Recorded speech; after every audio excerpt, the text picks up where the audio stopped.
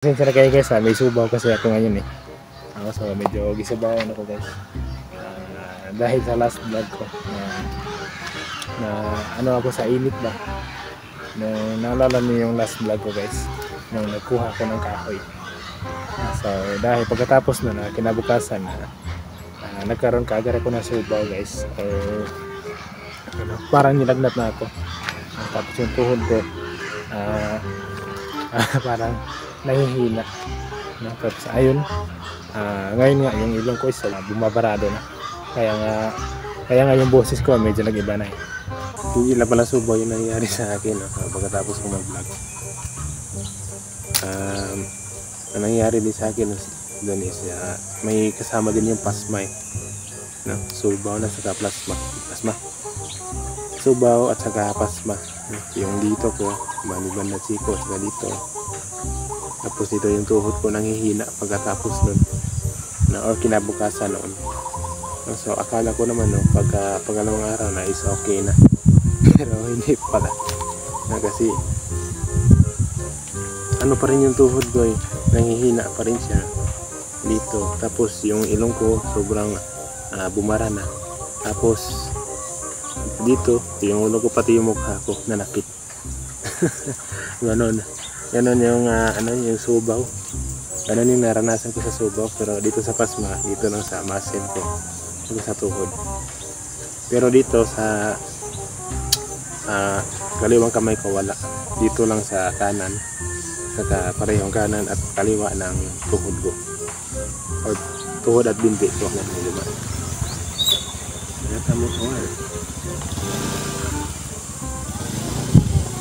Yan na pinaano na natin. Yan nga dito sa kanan at kaliwang tuhod ko napasma siya. Tapos dito rin sa kanang kamay ko napasma din siya. Ang hindi lang napasma is itong kaliwa lang. So hindi lang, ito lang yung hindi napasma guys. So ganyan nga yung boses ko nagbago pati yung ilong ko talagang bumara siya. So medyo nahirap-hirapan tayong kasi hindi ako nakabangon agad.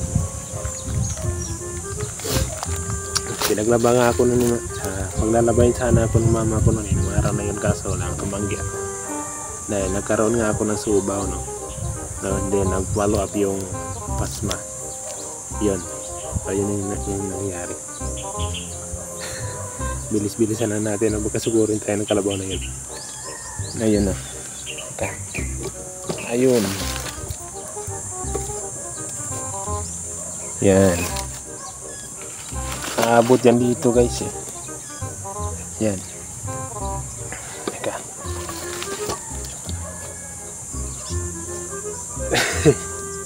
Tapos yung kahoy kasi na kinuha ko guys is papasanin ko lang siya.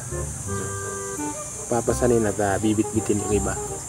Ang mahirap nun is yung dinaanan ko.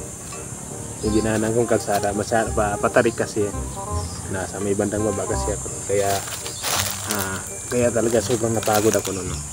So bago pa noon is nag-shoot din ako ng ibang scenes sa doon banda guys, kaya nga pagod ako nung pagkatapos noon. Napagod, tapos parang naliligo ako sa pawis. So pagkatapos kong magkumuha ng kahoy so ang lesson dito is kapag sobrang pagod ka na, huwag kang uminom kaagad ng malamig na tubig, kasi yun ang ginawa ko pagkatapos yun ang ginawa ko pagkatapos kong ihatid yung kahoy sa bahay namin. Sobrang pagod ko noon, sobrang uhaw, inom na ako ng tubig kaagad pag uwi.